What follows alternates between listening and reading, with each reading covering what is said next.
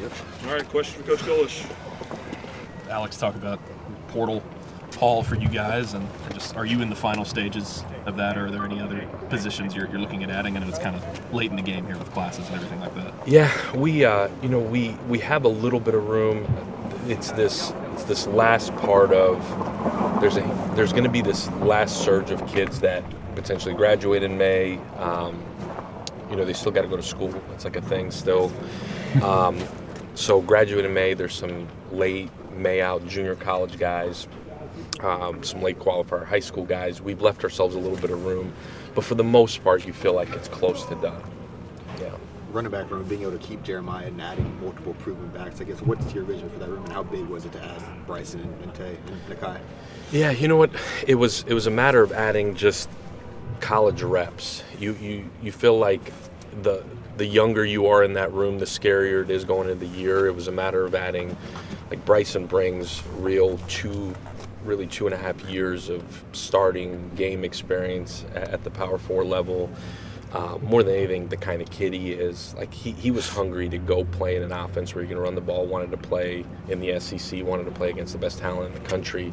That's what you were looking for in general in the portal. You wanted guys that ran to an opportunity to play in the best league in the country and truly ran to an offense, at least offensively ran to an offense, and then defensively ran to a defense where they knew they were going to play at a high level. Bryson was that. Certainly Nakai brings. Nakai's still young. That's the thing with, as excited as we were about Nakai, he's still a baby. I mean, he's a redshirt freshman, missed his whole freshman year.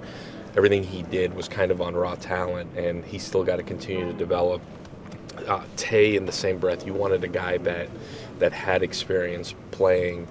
And running the ball is one thing. The pass protection is the biggest thing that comes with experience and seeing defenses and seeing pre-snap reads. And you feel like we went from, man, what exactly are we going to do here to a really, really good room.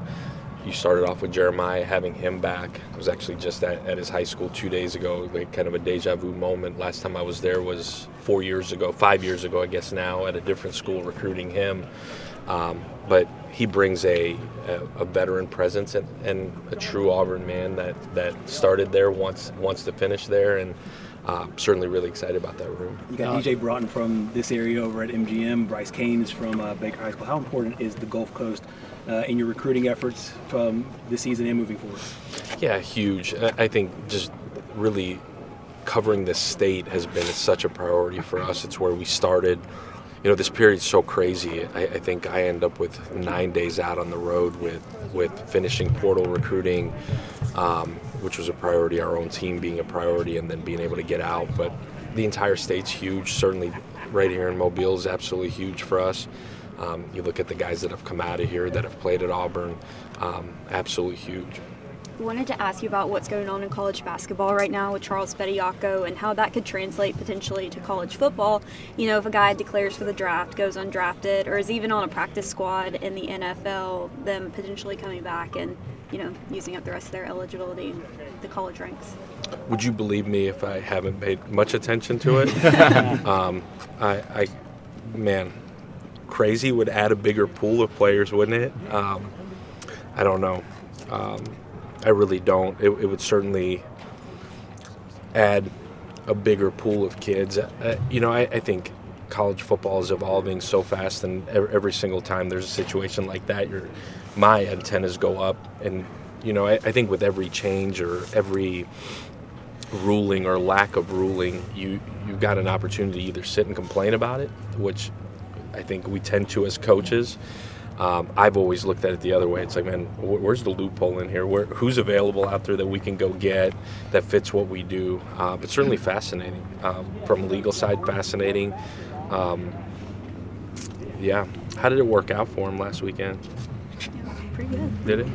Well, he won last night. Yeah. 14 and 6 in 18 minutes. So. Gotcha. Alex, the offensive line rebuild, what do you think of that room and having to go out and you guys brought in some experience, some depth. What do you think about the offensive line group so far? Yeah, that was a group. You go in and, man, if there was anything you were like, how's this going to play out?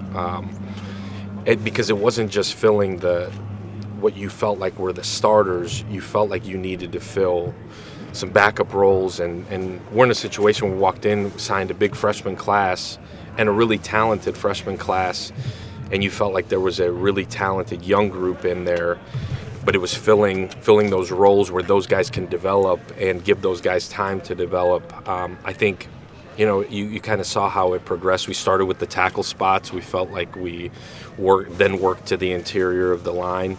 Feel like we got a ton of experienced guys. That was what, similar to the running back group, we wanted guys that had played at a high level and not just a year, but guys that had started for multiple years and can understand the tempo at which defenses in this league play. And I think we did a really, really good job. I still feel like, man, if there's one out there, you feel like you can go get one. I think that's a position where you're always looking and you're never really done.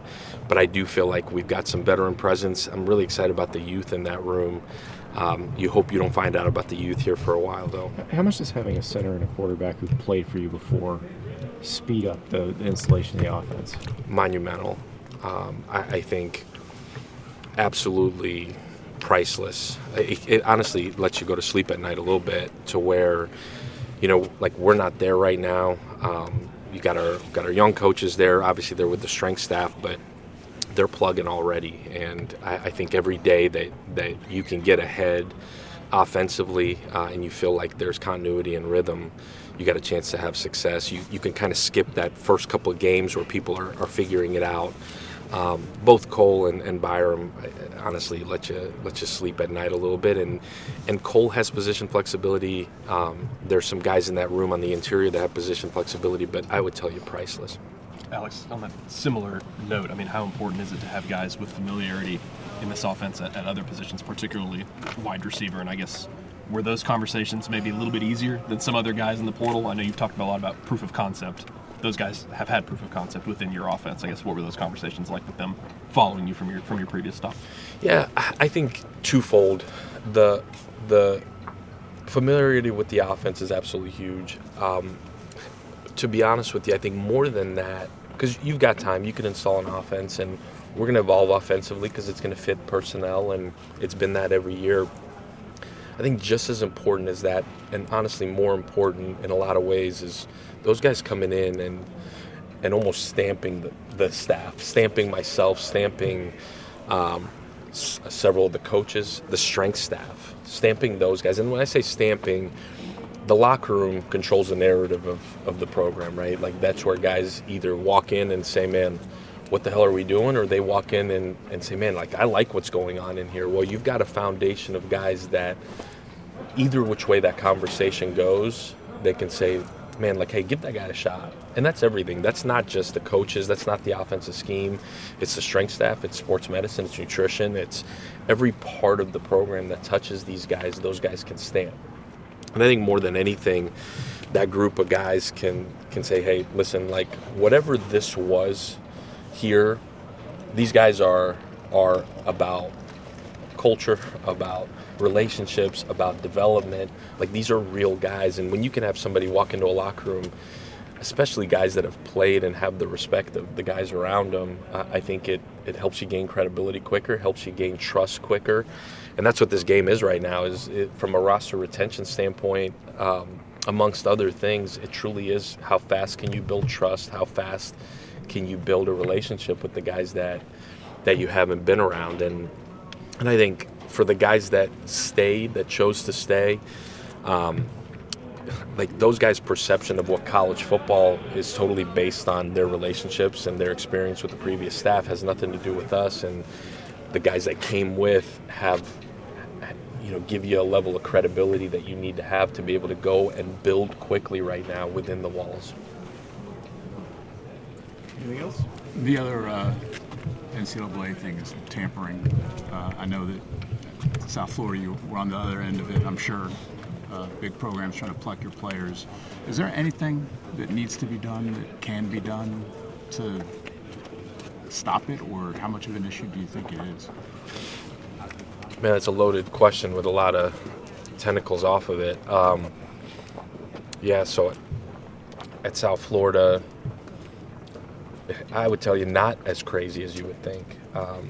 you had relationships with guys, and you were running a program based on authentic things. I think it's all relative, like we used to talk about at the Group of 5 level, like, man, people are going to come get our kids. Well, look at who's in front of the podium right now complaining about it.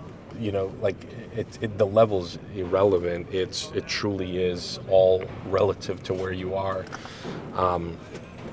It's been going on for a really long time. This portal era, I think, amplified it in every imaginable way.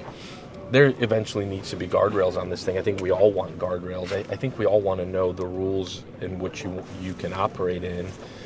The truth is, right now, there aren't any. So you operate ethically with what you feel like is right. Is it right to call a kid that's on somebody else's roster to go get him? It's not. I think in a lot of ways what goes around comes around. In the fall, you got to go line up and play. And I'm a strong believer in the football gods will find you at some point. And generally they'll find you at the end of a game, or they'll find you on 4th and 1. And I think you got to do things the right way. And the right way is doing right by the young people and doing right by your program. But the pressure to win is great, and people feel it in different ways. And so I'm not here to judge anybody else's decisions on how they operate, but you would love to have some guardrails within the system. And I think maybe as I establish myself in this conference, I'll have more vocal opinions. Right now, I'm just the new guy on the block trying to build a program here at Auburn and do it the right way. Coach, can you speak about Dallas Walker IV, him coming back and how impactful that's going to be? Yeah, he's been taking classes hoping for the ruling to come back the right way for him. I think anytime you can add somebody that's played in your defense, especially right down the middle of it, especially somebody that as the year went on at the end of the year kind of became a leader in a lot of ways up front, I think it's absolutely huge. I called him yesterday and he's like, man, this phone call can only be good, right, Coach? Like, it was cool. Neat young man, and he's got a young family already, and just excited to get back to work. Like I said, he's been working out on his own at the rec, so he's excited to get back with a program and a structure. He was almost teary-eyed last night in my office, really excited about getting back to work. And so for us, you're talking about a guy that played 25, 30 snaps a game in the inside of a really, really good defense. And I know Coach Montrell's really excited. I know DJ's really excited, and I'm excited to get a guy that's got leadership ability that's about the right things to come back.